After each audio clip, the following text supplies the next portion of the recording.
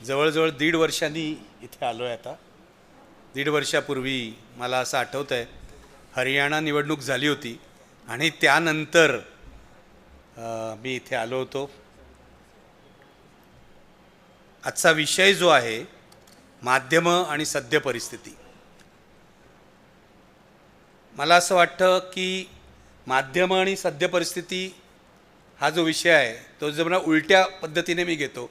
सद्य परिस्थिती आणि माध्यम ते अधिक समर्पक ठरेल असं मला वाटतं. मला तुम्हाला एवढंच सांगायचं आहे की सतत मला लोक प्रश्न विचारतात, तुम्ही बोलता, रोज तुम्ही व्हिडिओ करता, या बोलण्याचा उपयोग काय होतो? प्रश्न लोकांचा असतो आणि तो अतिशय योग्य प्रश्न आहे की या बोलण्याचा उपयोग काय होतो? परिस्थिती तर बिघडत चाललेली आहे, अधिकाधिक वाईट होते आहे परिस्थिती. मी त्यांना इतकंच सांगतो की ज्यांच्याकडे म्हणून आवाज आहे आणि आत्मा आहे त्यांनी बोलत राहिलं पाहिजे, त्यांनी सत्य सांगण्याचा प्रयत्न केला पाहिजे. आजची जी परिस्थिती आहे त्यामध्ये पहिला घाला जो पडलेला आहे तो या सत्यावरच पडलेला आहे. त्यामुळे आपली लढाई जी आहे ती सत्याच्या संरक्षणाची लढाई आहे. आपण फार मोठं काही करतो आहोत असं मला वाटत नाही. आपण एक मूलभूत कर्तव्य जे आहे नागरिक म्हणून आपलं, किंवा मी पत्रकार, व्यावसायिक म्हणून पत्रकार म्हणून ते करतो आहोत.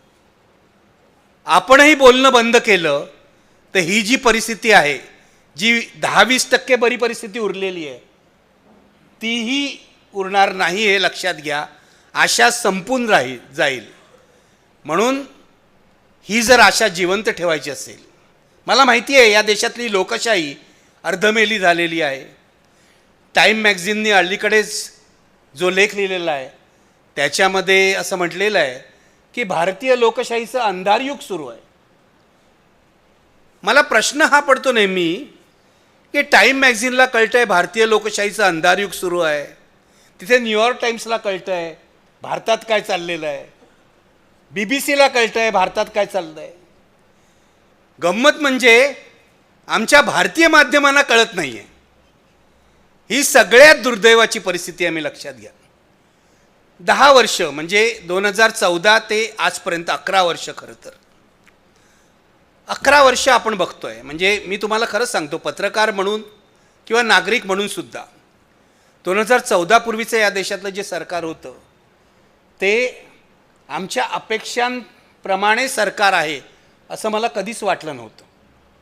त्यामुळे 2014 पर्यंत आज जे भाजपचे लोक भेटतात मला, ते असं म्हणतात 2014 पर्यंत तुम्ही आम्हाला आमचे वाटत होतात, 2014 नंतर तुम्ही आमचे वाटत नाही, तुम्ही बदललात. म्हटलं मी बदललं नाही, तुम्ही बदललात, तुमच्या जागा बदलल्यात. तुम्ही विरोधी पक्षात होतात, तुम्ही सत्तेत गेलात आणि आम्ही मीडिया, माध्यमं हा कायमचा विरोधी पक्ष आहे, ते काम आम्ही करतो आहे. 14 पूर्वी जे सरकार होतं, काँग्रेस असो किंवा कोणाचंही असो, त्यावर अंकुश ठेवण्याचं काम आम्ही करत होतो. 14 नंतर जे सरकार आहे त्यावरही अंकुश ठेवण्याचं काम आम्ही करावं अशी अपेक्षा आहे. वाईट गोष्ट ही की आमच्या हातातला अंकुशच कोणीतरी काढून घेत आहे, ही दुर्दैवाची गोष्ट आहे, लक्षात घ्या. पण मला असं वाटतं गेल्या 10 वर्षात ज्या गोष्टी घडल्या, म्हणजे नरेंद्र मोदी जेव्हा सत्तेत आले, माझी काही त्यांच्याकडून फार अपेक्षा नव्हती.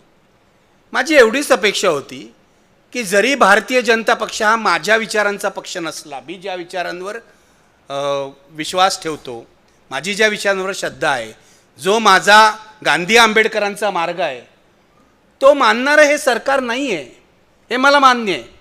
पण तरीसुद्धा एक लोकशाहीवादी नागरिक म्हणून, लोकशाहीवादी पत्रकार म्हणून मला हे मान्य होतं की माझ्या विरोधी विचारांचं सरकार आलं तरीसुद्धा मी घटनेतल्या चौकटीतच त्याच्यावर टीका करीन आणि ते सुद्धा घटनेच्या चौकटीतच काम करेल. संघर्षाचा मुद्दा कुठे आहे की तुम्ही घटनेची चौकटच मोडून टाकलीत, तुम्ही या देशाचा इतिहासच नष्ट करायला सुरुवात केलीच, तुम्ही जे सत्य आहे तेच नष्ट करायला सुरुवात केलीच, त्यावरच हल्ला केलात. तुम्ही जे असत्य आहे ते सत्य म्हणून सांगायला लागलात आणि ज्या गोष्टी जर्मनीमध्ये हिटलरने केल्या, इटलीमध्ये मुसोलिनी केल्या, त्या तुम्ही लोकशाहीच्या आवरणाखाली करायला लागलात. लोकशाही जिवंत तेव्हाच असते मित्र, होय लक्षात घ्या, की जेव्हा लोकशाहीमध्ये लोकांचा सहभाग असतो. आज आपली लोकशाही काय, रशियातली लोकशाही काय? लोकशाही आहे, नावाला का होईना, पण रशियामध्ये सुद्धा लोकशाही आहे. पुतीन निवडणुका घेतो, तिथे फक्त तोच निवडून येतो आणि जे विरोधक असतात त्यांना पद्धतशीरपणे मारलं जातं, ठार मारलं जातं. हे लक्षात घ्या.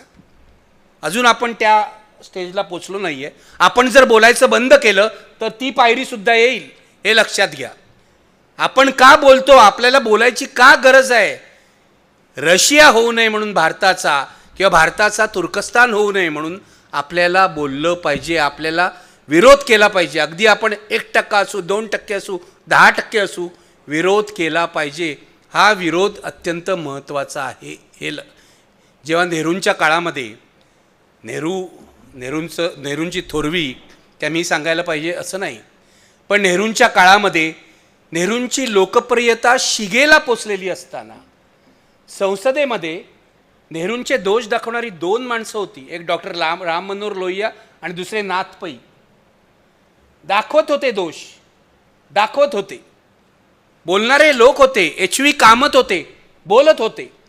त्यांच्याकडे बहुमत नव्हतं. जे पाशवी बहुमत होतं ते काँग्रेसकडेच होतं, नेहरूंच्या सरकारकडे होतं. अगदी 62च्या निवडणुकीपर्यंत, म्हणजे 1952 ते 62 या सगळ्या निवडणुका, 52, 57, 62 3 निवडणुका काँग्रेसकडेच बहुमत होतं. पण विरोधी आवाज जिवंत होता, हे लक्षात घ्या. मी तुम्हाला माध्यमांकडे मी येणार आहे. माध्यमांची तर खूपच वाईट परिस्थिती आहे. म्हणजे मला असं वाटतं गेली 10 वर्ष मी माध्यमात नाही आहे. तुमच्या लक्षात आलं आहे का? म्हणजे मी व्हिडिओ करतो, रोज यूट्यूबवर येतो, बरोबर आहे. लोकांना वाटतं हा अजून जिवंत आहे, चांगली गोष्ट आहे.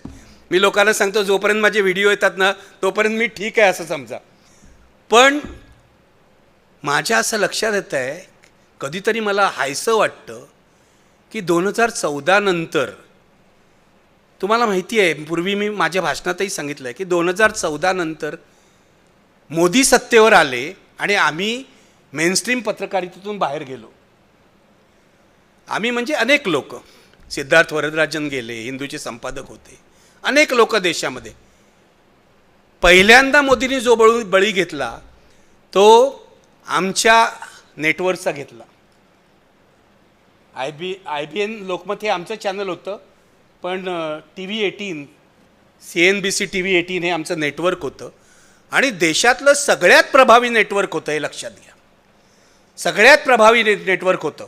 म्हणजे टाइम्स ऑफ इंडिया हा देशातला सगळ्यात जुना पेपर होता, पण ह्या पेपरकडे सुद्धा टेलिव्हिजनची पॉवर नव्हती. ते या CNBC TV 18 कडे होते. कारण CNBC सारखं चॅनल, आवाजसारखं चॅनल जे बिझनेसशी संबंधित आहे, CNN IBN 7 IBN लोकमत, ही सगळी चॅनलची पॉवर या नेटवर्ककडे होती. 2014ला नरेंद्र मोदी हा हुशार माणूस आहे, हे आपल्याला मान्य करायला पाहिजे. हिटलरही हुशार होता, मुसोलिनी हुशार होता, हे बेसिक आपल्याला मान्य करायला पाहिजे. दोघंही लोकप्रिय होते, लक्षात घ्या. आपण चूक करता कामा नये. सुरुवातीच्या काळात हिटलरही लोकप्रिय होता, मुसोलिनीही लोकप्रिय होता. त्याचा शेवट लोकांनी उलटा लटकवून झाला ती गोष्ट वेगळी, किंवा हिटलरचा शेवट आत्महत्येत झाला ही गोष्ट वेगळी. तर मोदीही लोकप्रिय होते या देशामध्ये. पण मोदींनी एक गोष्ट केली, आज सगळे बोलतात.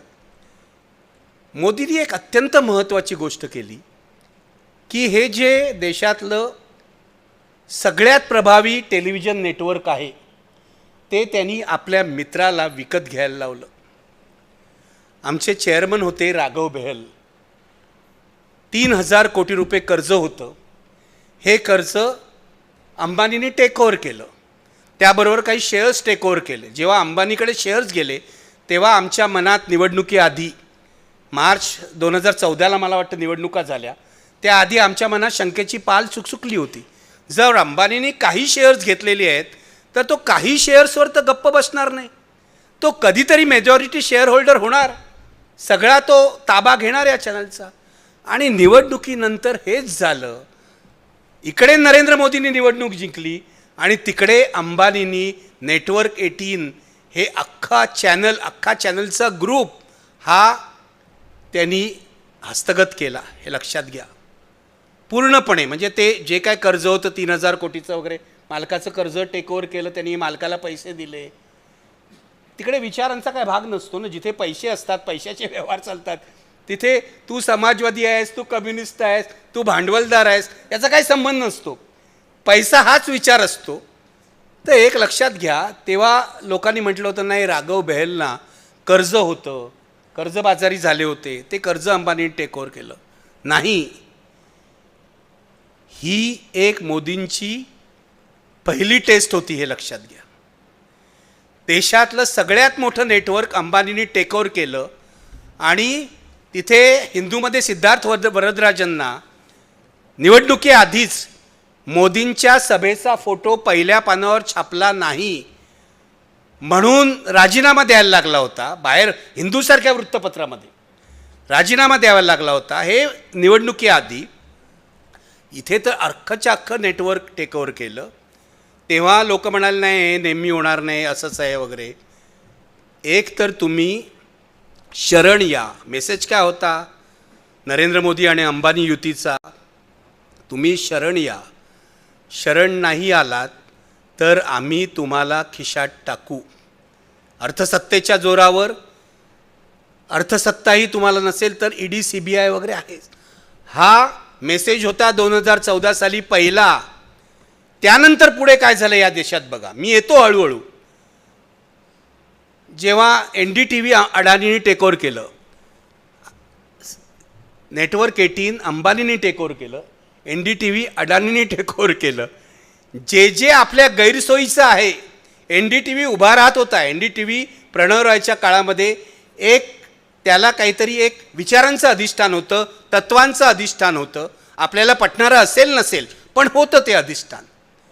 जे तत्वांच्या आधारे, विचारांच्या आधारे, पत्रकारितेशी असलेल्या बांधिलकीच्या आधारे आपल्याला विरोध करतायत, त्या सगळ्यांना संपवून टाका. हे 14 साली सुरू झालेलं जे कॅम्पेन होतं नरेंद्र मोदी आणि उद्योगपतींच्या अलायन्सचं, म्हणजे अंबानी आणि नरेंद्र मोदी, ते अडाणींनी पुढे चालवलं. NDTV टेक ओव्हर केला. मधल्या काळात या देशातल्या वर्तमानपत्रांनी, या देशातल्या सगळ्या चॅनल्सनी आपला पाठीचा कणा गमावला आणि आज अशी अवस्था आहे की बहुसंख्य वर्तमानपत्र, बहुसंख्य चॅनल्स यांची गणना सरपटणाऱ्या पाण्यात करावी अशी स्थिती आहे. मित्र, या सगळ्याकडे मी येणार आहे. मी तुम्हाला फक्त एक पार्श्वभूमी सांगितली. काय पार्श्वभूमी? आणि हे गेली 10-11 वर्ष चाललेलं आहे. गेली 10-11 वर्ष. आज रवीश कुमार यूट्यूबवर आहे. अनेक पत्रकार जे पूर्वी होते मेनस्ट्रीम मीडियामध्ये ते यूट्यूबवर आहेत. मी सुद्धा यूट्यूबवर आहे.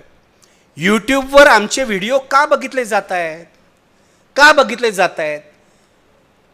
एकमेव कारण हे आहे की तो जो मेनस्ट्रीम मीडिया आहे त्याच्यामधून सत्याची गळचेपी होते असं लोकांना वाटते. रवीश कुमार तर हिंदीत करतो. माझ्या चॅनलला 1 लाख प्रेक्षक जर रोज लाभत असतील तर रवीश कुमारच्या व्हिडिओला रोज 10 लाख किंवा त्यापेक्षा जास्त प्रेक्षकगण लाभतो. एवढी त्याची लोकप्रियता आहे. रवीश कुमार NDTVत असताना जे काम करत होता ते आज NDTV करत नाही. म्हणून लोक रवीश कुमारच्या व्हिडिओ चॅनलकडे येतात. तो जरी दिवसातून 1 किंवा 2 व्हिडिओ करत असला तरी ते बघतात. यूट्यूब अचानक का पॉप्युलर झालं? कारण आज लोकांना हे वाटतंय की आम्हाला टाइम्स ऑफ इंडिया संपूर्ण सत्य सांगेल अशी परिस्थिती राहिलेली नाही. आम्हाला भास्कर संपूर्ण सत्य सांगेल अशी परिस्थिती राहिलेली नाही. मग आम्ही यूट्यूबकडे जाऊ जिथे निदान काही विश्वासार्ह पत्रकार आहेत जे सत्य सांगण्याचं काम करतील. मित्रहो, ही सगळी अवस्था या देशामध्ये गेली 10 वर्ष आहे. मला सगळ्यात चिंतेची गोष्ट जी तुम्हाला सांगतो, आणि आपण काही करत नाही आहोत, मला सगळ्यात अस्वस्थ करणारी गोष्ट आहे म्हणजे मी खरंच सांगतो, मला लोक म्हणतात तुम्हाला काय नेपाळप्रमाणे व्हावं असं वाटतं का? मला नाही वाटत आपल्या देशात नेपाळप्रमाणे व्हावं असं. कोणतंही हिंसक आंदोलन व्हावं असं वाटत नाही मला. बांगलादेशप्रमाणे व्हावं असं वाटत नाही आणि होणारही नाही आपल्या देशामध्ये. पण निदान लोकशाही स्वरूपातलं एक बंड, एक उठाव या देशात का होत नाही आहे, हा माझ्यापुढे प्रश्न आहे. मला रोज छळणारा हा प्रश्न आहे. लोक उठून उभे का राहत नाही आहेत? लोक जे कायद्याने गैर आहे, त्या विरोधात आवाज का उठवत नाही आहेत? लोक मूक झाले आहेत का? लोक घाबरलेले आहेत का? लोक फक्त निवडणुकीमध्ये मतं देणं एवढंच आपलं काम मानतायत का? माझ्या आयुष्यामध्ये डॉक्टर लोहियांच्या एक वाक्याला खूप महत्त्व आहे आणि मी दरवेळेला ते सांगतो, आजही तुम्हाला सांगतो. जिंदा कौमे 5 साल तक इंतजार नहीं करती. जिवंत माणसं 5 वर्ष वाट बघत नाहीत. 5 वर्षात आपलं सरकार काय करतं, ते कायद्याप्रमाणे वागतं का, ते लोकशाहीप्रमाणे वागतं का, ते घटनेच्या चौकटीमध्ये कारभार करतं का, यावर जागरूक नागरिक लक्ष ठेवतात. आणि माझ्या मते हा जागरूक नागरिक जो आहे तो एक तर भ्रमात आहे, तो झोपलेला आहे किंवा तो घाबरलेला आहे, असं म्हणण्याशिवाय काही गत्यंतर नाही आहे. मला तुमच्यासमोर एक गंभीर गोष्ट मांडायची आज. पुढे अनेक विषय येतील, पण आज पहिली गंभीर गोष्ट मला मांडायची आहे की 1952 पासून आजपर्यंत निवडणूक आयोगाची स्थापना 1952ला झाली आणि 1952च्या निवडणुकीत पहिल्यांदा निवडणूक आयोगाने काम केलं तेव्हा त्यांची खूप स्तुती झाली होती. 1952 पासून आजपर्यंत, म्हणजे मी तुम्हाला सांगतो, हरियाणाच्या निवडणुकीपर्यंत गेल्या वर्ष 1.5 वर्षापर्यंत आपण निवडणूक आयोग या संस्थेवर विश्वास ठेवत होतो, किंबहुना आंधळा विश्वास ठेवत होतो. निवडणूक आयोग करप्ट होणार नाही, निवडणूक आयोग भ्रष्ट होणार नाही, इथले अधिकारी निदान लोकशाहीचं संरक्षण करतील, घटनेप्रमाणे वागतील, अशी आपली अपेक्षा होती. तुमच्या हे लक्षात आलं आहे का की 1952 पासून आजपर्यंत निवडणूक आयोगावर आरोप झाले होते, नाही असं नाही. EVM संदर्भात आरोप झाले, पक्षपाताचे आरोप झाले. काँग्रेसच्या सरकारने जेव्हा नवीन चावलांना निवडणूक आयुक्त नेमलं तेव्हा हा काँग्रेसचा माणूस आहे असे आरोप झाले. पण नवीन चावलांनी सूत्र घेतल्यानंतर जे काम केलं त्यामध्ये हे आरोप विरून गेले, हे लक्षात घ्या. 1952 पासून आजपर्यंत मला दुःख या गोष्टीचं होतं की या देशातल्या जनतेला याची जाणीव का नाही आहे. 1952 ते 2025 पर्यंत निवडणूक आयोगावर क्रिमिनल कॉन्स्पिरसीचा आरोप कधीही झाला नव्हता. गुन्हेगारी स्वरूपाचं कारस्थान तुम्ही करताय असा आरोप कधीही झाला नव्हता. आणि हा आरोप जवळजवळ सिद्ध होण्याच्या मार्गावर आहे. निवडणूक आयोग म्हणजे मी तुम्हाला सांगतो, टाइम मॅगझिनने जे म्हटलं लोकशाहीचं अंधारयुग आहे. माझं तर म्हणणं या देशातली लोकशाही ही ICU मध्ये आहे, अर्धमेली झालेली आहे. ताबडतोब तिच्यासाठी आपण नागरिकांनी काही नाही केलं तर ही लोकशाही मरणारच आहे. कारण नागरिकांच्या सहभागानेच लोकशाही जिवंत राहते, हे लक्षात घ्या. निवडणूक आयोगावर क्रिमिनल कॉन्स्पिरसीचा आरोप हा पहिल्यांदा होतोय आणि एरवी आम्ही त्यांच्यावर विश्वास ठेवला नसता. EVMवर पण आरोप झाले. EVM विषयी अजूनही संशय आहे. अनेक तज्ज्ञ सांगतात संशय आहे, अमुक आहे, तमुक आहे. तरीसुद्धा आपण निवडणूक आयोगावर विश्वास ठेवला होता, जरी त्याविषयी संशय होता तरीसुद्धा. पण मी तुम्हाला हे गंभीरपणे अशासाठी सांगतोय की राहुल गांधींनी 7 ऑगस्टपासून ज्या पत्रकार परिषदा 3 घेतल्या, 7 ऑगस्ट, 18 सप्टेंबर आणि परवा 5 नोव्हेंबर, 3 पत्रकार परिषदा घेतल्या. या तुम्ही बारकाईने बघितल्या आहेत का? तुम्ही राहुल गांधीचे समर्थक असा नसा, तुम्ही त्यांचे विरोधक असा, तुम्हाला राहुल गांधी आवडत असतील नसतील, पण एक माणूस काहीतरी पत्रकार परिषद घेऊन तुमच्यासमोर कोणत्याही राजकीय नेत्यांनी न केलेलं एक प्रेझेंटेशन करतोय. भारतातल्या कोणत्या राजकीय नेत्यांनी असं प्रेझेंटेशन केलं आहे? मी काय राहुल गांधींचा चाहता नाही. राहुल गांधींवर मी टीका केलेली आहे. घराणेशाहीला माझा पूर्वीपासून विरोध आहे, तुमच्या सगळ्यांचा असेल तसा किंवा तुमच्यापैकी बहुसंख्यांचा असेल तसा. पण राहुल गांधी जे सांगत होते ते खूप गंभीरपणे या देशाने घ्यायची गरज होती आहे आणि हा देश गंभीरपणे घेत नाही आहे. मला आज तुम्हाला सांगायचं आहे, लोकशाही आपली ICUमध्ये आहे. ती किती दिवस जगणार आहे हे या सगळ्या प्रकरणावरून ठरेल, हे लक्षात घ्या. जोपर्यंत नागरिक हस्तक्षेप करत नाही तोपर्यंत या प्रकरणात काही होणार नाही. मी तुम्हाला 3 पत्रकार परिषदेची उदाहरणं देतो. 7 ऑगस्ट, 18 सप्टेंबर आणि 5 नोव्हेंबर. 7 ऑगस्टच्या पत्रकार परिषदेमध्ये राहुल गांधींनी क्रिमिनल कॉन्स्पिरसीचा आरोप केला नव्हता. फक्त ते एवढंच सांगत होते, बंगलोरमध्ये महादेवपुरा नावाचा विधानसभा मतदारसंघ आहे, तिथे मतदार यादीत काही घोळ झालेला आहे. मतदार यादीत घोळ झालेला आहे. काय घोळ आहे? इथे 1 लाख बोगस मतदार आहेत. 1 लाख. काही जणांची नावं चुकीची आहेत, काही जणांचे पत्ते चुकीचे आहेत, काही जण डुप्लिकेट आहेत, ट्रिप्लिकेट आहेत, दुबार तिबार असे आहेत. काही जणांचे एका घराच्या पत्त्यावर 200 200 300 300 मतदार आहेत. एवढंच सांगत होते. बरोबर आहे. पहिली पायरी तुमच्या निवडणूक याद्या स्वच्छ नाही आहेत. ज्या विश्वासाच्या आधारे इतकी वर्ष आम्ही मतदान करत होतो त्या निवडणूक याद्या स्वच्छ नाही आहेत. लक्षात घ्या, एखाद्या बँकेमध्ये आपण पैसे ठेवतो, त्या बँकेच्या विश्वासार्हतेवर शंका निर्माण झाली तर आपलं काय होईल? कष्टाने कमवलेला पैसा या बँकेमध्ये आम्ही ठेवतो, या बँकेच्या विश्वासार्हतेवर शंका निर्माण झालेली आहे, आपली झोप हराम होईल. मित्र, ही आपली बँकच आहे. निवडणूक आयोग ही आपल्या लोकशाहीची बँकच आहे, हे लक्षात घ्या. तुमची मतदार यादी सदोष आहे आणि त्याच्यावर निवडणूक आयोगाचा रिस्पॉन्स काय असायला हवा? जर तुमचं मन स्वच्छ असेल, माझा असा 100% मत झालेला आहे की निवडणूक आयोग आपला काय आता स्वच्छ वगैरे राहिलेलं नाही.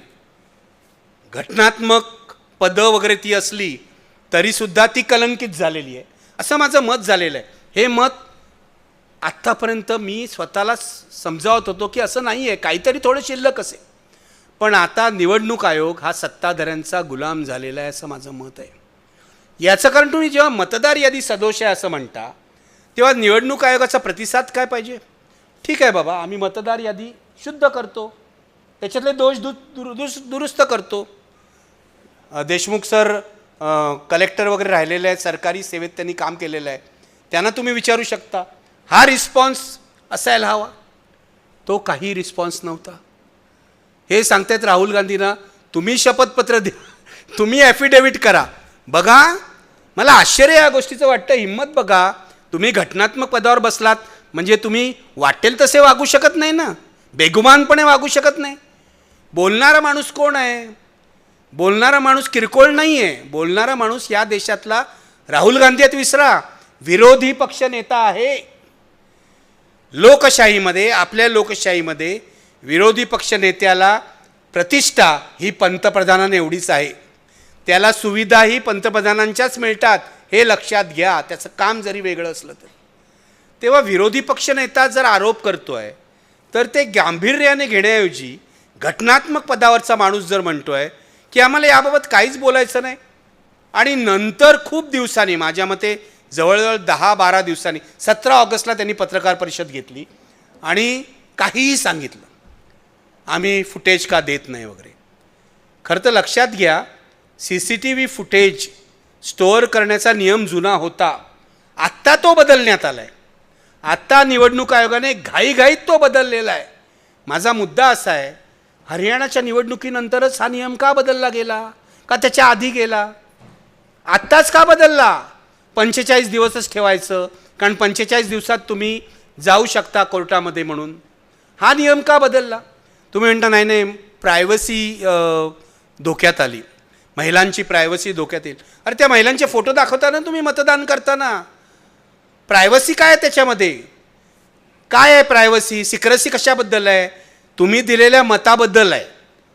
जोपर्यंत ते लोकांना दिसत नाही की आम्ही कुणाला मत दिलं, गुप्त मतदान आहे ना, ते मतदान आहे, हे सिक्रेट मतदान आहे, हे गुप्त मतदान आहे, तिथे प्रायव्हसी काय आहे? मतदान करणारा माणूस तर दिसतोय.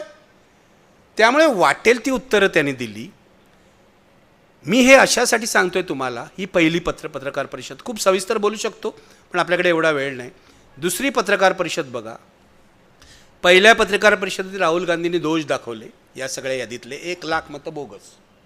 दुसऱ्या पत्रकार परिषदेत 18 ऑगस्टला झालेल्या, त्यांनी हे कसं केलं जातं, डिलिशन्स कशी केली जातात हे दाखवलं. आणि त्यांनी असं सांगितलं, आलन नावाचा मतदारसंघ आहे कर्नाटकातला, तो घेतला, आणि राजुरा मतदारसंघ महाराष्ट्रातला, 2 मतदारसंघाची त्यांनी उदाहरण दिली. आलनमध्ये डिलिशन्स केली होती आणि राजुरा मतदारसंघात बोगस ॲडिशन्स केल्या होत्या, असं त्यांचं म्हणणं होतं. बरोबर आहे? ही डिलिशन्स कशी केली? एक एक पायरीवर गेले ते राहुल गांधी. ही डिलिशन्स मोबाईल ॲपचा वापर करून गेली. इलेक्शन कमिशनच्या नियमाप्रमाणे अर्ज करावा लागतो. फॉर्म नंबर 7, फॉर्म नंबर 6 हे सगळे आहेत, त्याप्रमाणे अर्ज करावा लागतो. तुम्ही मोबाईल ॲपचा वापर करून डिलिशन्स केलीत हे त्यांनी दाखवून केलं.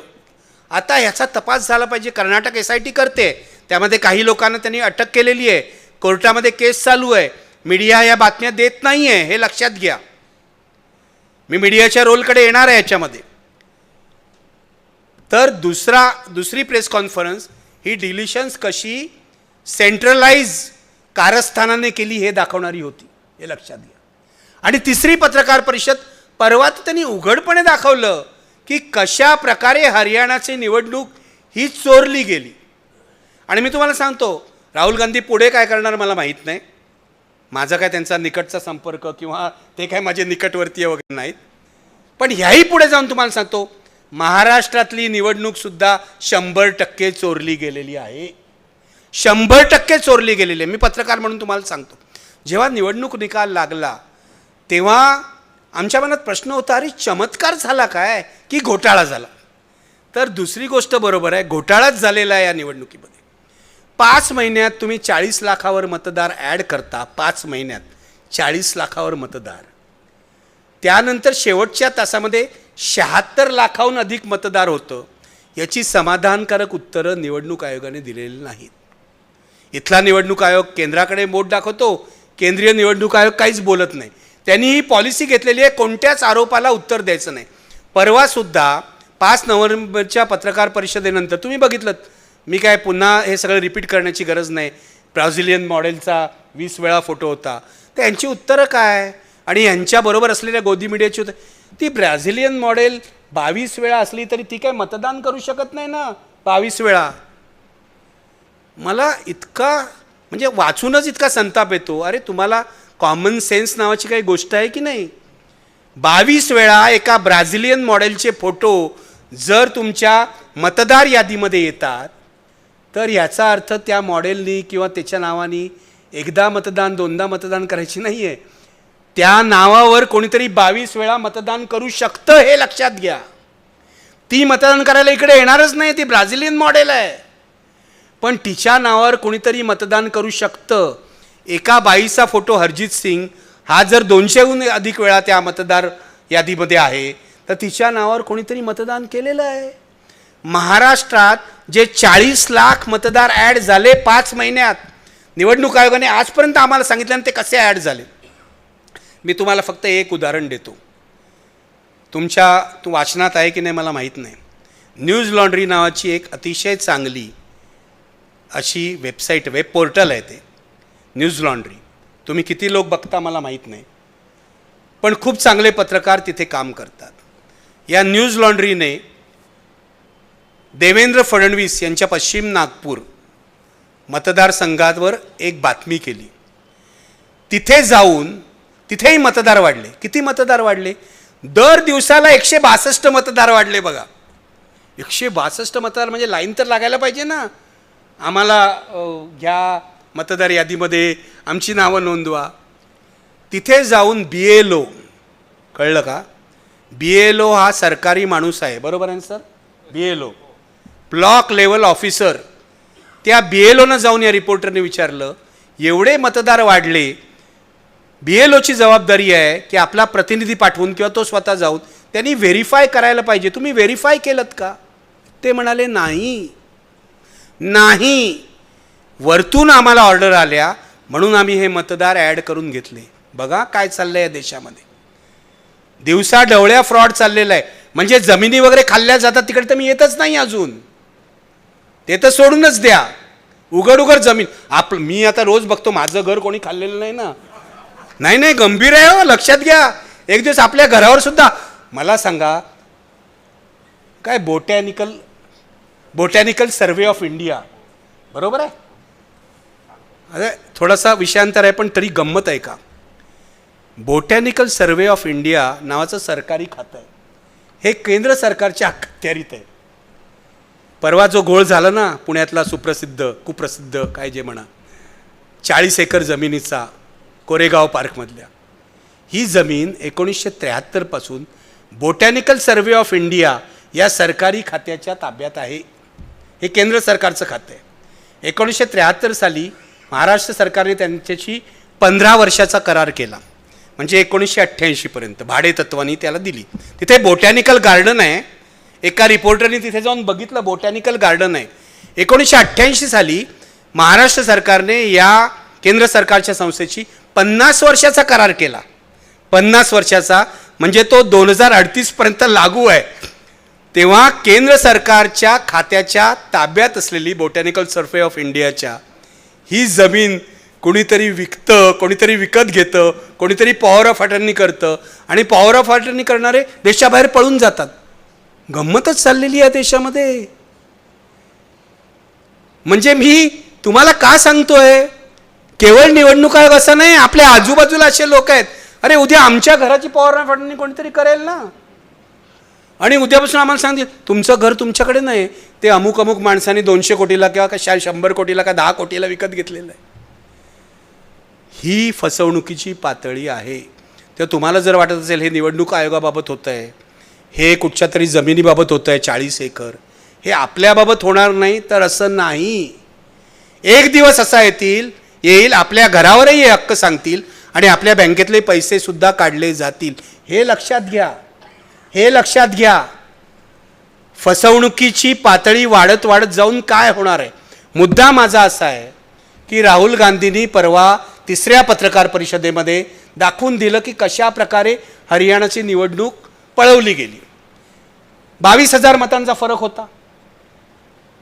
कितीतरी लाख मतं, 21 लाख कितीतरी मतं ही बोगस होती. कशा प्रकारे पळवली गेली हे दाखवून दिलं. त्यावर निवडणूक आयोगाचा प्रतिसाद काय, का तुम्ही कोर्टात जा, कारण यांना माहिती आहे कोर्टात गेल्यावर काही होणार नाही. मी तुम्हाला आज एक गंभीर विधान सांगतो. या देशातल्या न्यायव्यवस्थेवर विश्वास ठेवण्यासारखी परिस्थिती राहिलेली नाही मित्र.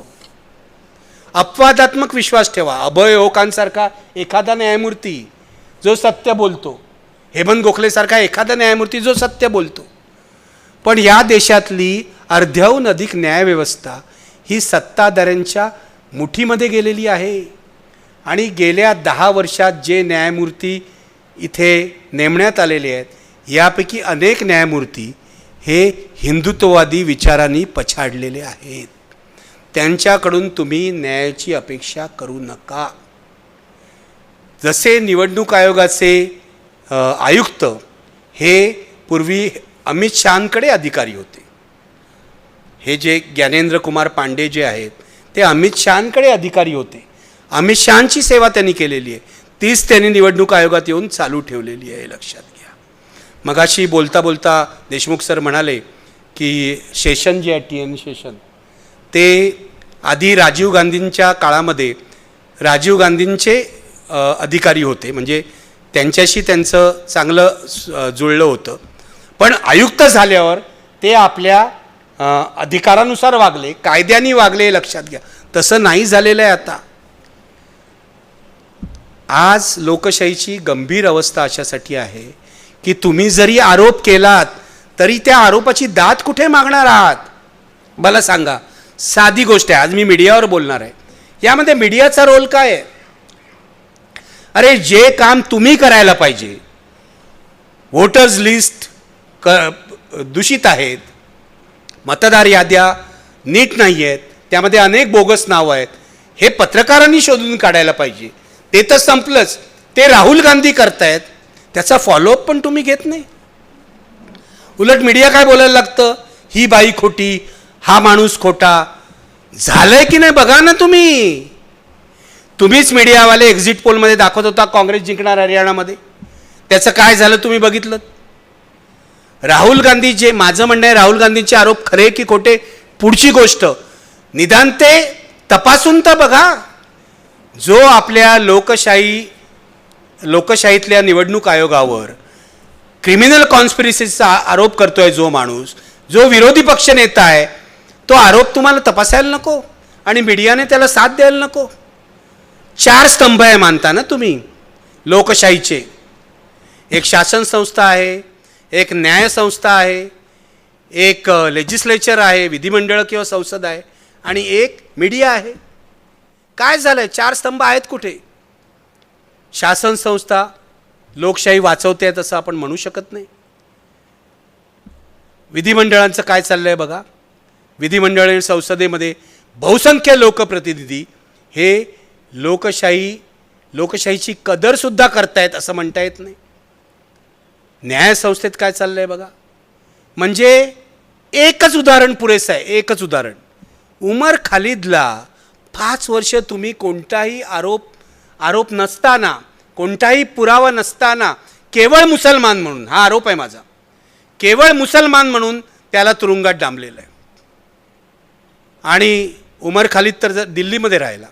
दिल्लीच्या दंगल भडकवण्याचा आरोप आहे त्याच्यावर असं म्हटलं जातं. पुरावा काही नाही, पुरावा फक्त व्हॉट्सॲप मेसेजेस आहे, केवळ मुसलमान म्हणून. म्हणजे या देशातल्या 17-18 कोटी लोकसंख्येला तुम्ही दुय्यम दर्जाची वागणूक गेली 10 वर्ष देत आहे. गेली 10 वर्ष नशीब समजा उठाव होत नाही. खरंच नशीब समजा. तरुणांची माथी भडकली तर मला नाही आश्चर्य वाटणार. आणि आता तर ही लोकशाही गेलीच ना. अशा प्रकारे निवडणुका चोरल्या जातात, महाराष्ट्रात निवडणुका चोरल्या जातात. आणि महाराष्ट्रात तर काय झालंय बघा. 10-11 महिने झाले या सरकारला येऊन, फडणवीस सरकारला. हे तर गुन्हेगारांचं सरकार आहे. कोण दारूचा बार चालवतोय, कोण आणखीन काय करतोय, कोण रमी खेळतोय, कोण जमिनी हडप करतोय. पुण्यामध्ये नाही, मुंबईमध्ये पुढे खूप जमिनी हडप केलेल्या आहेत. आणि मुख्यमंत्र्यांच्या जवळच्या माणसांनी केलेले आहे, ते लक्षात घ्या. सगळं क्रिमिनल सरकार आहे. मीडियाचा रोल काय? माझा मुद्दा असा आहे की या सगळ्यामध्ये मीडियाचा रोल काय आहे. मी करतो झी24 तासनी हे कालचं तुमचं जमिनीचं प्रकरण दाखवलं, याबद्दल मी झी24 तासची स्तुती करतो, त्यांना शाबासकी देतो. कारण काहीच मीडिया करत नसताना अशी एक गोष्टसुद्धा कौतुकास्पद ठरते. पण यामागचं राजकारणसुद्धा समजून घ्या ना, की या जमिनीचे कागद सरकारमधल्याच कोणीतरी झी24 तासला पोचवलेले आहेत. एकमेकाचा काटा काढण्यासाठी हे सगळं. म्हणजे प्रकरण खोटं नाही हे लक्षात घ्या. प्रकरण खोटं नाही, प्रकरण खरंच आहे. ज्यांनी जमीन विकत घेतली त्यांचा काही दोष नाही असं माझं अजिबात म्हणणं नाही. ते दोषीच आहेत, ते गुन्हेगारच आहेत ज्यांच्यावर गुन्हा नोंदवलेला नाही आहे. पण मुद्दा असा आहे, हे कागदही पद्धतशीरपणे पोचवले जातात. मीडिया आपल्याकडे आलेल्या कागदाचं व्हेरिफिकेशन करतं का? कसं करतं, काय करतं? मीडियाने आपला रोलच सोडून दिलेला आहे, लक्षात घ्या पूर्णपणे. म्हणजे राहुल गांधींच्या आरोपाबाबत असेल किंवा या जमीन प्रकरणाबद्दल असेल, भ्रष्टाचाराच्या प्रकरणाबद्दल. मुंबईमध्ये आमच्याकडे एक पोलिसांचा राखीव भूखंड आहे, पोलीस कॉलनीसाठी केलेला. तो भूखंड बिल्डरला देऊन टाकला महापालिकेने. 5,000 कोटीचा भ्रष्टाचार आहे असं आमच्याकडच्या त्या खासदार वर्षा गायकवाड म्हणतात. खासदारांनी आरोप केले तरी काही लक्षच द्यायचं नाही, लक्षच द्यायचं नाही. माझं म्हणणं आहे, काम कोणाचं आहे? मीडियाचं आहे ना. हे शोधून काढण्याचं काम मीडियाचं आहे ना. मीडिया काहीच करत नाही आहे, कारण मीडिया पूर्णपणे सत्ताधाऱ्यांना अंकित झालेला आहे. मी जे सुरुवातीला 2014चं उदाहरण सांगितलं, तीच मोडस ऑपरेंडी आहे, लक्षात घ्या.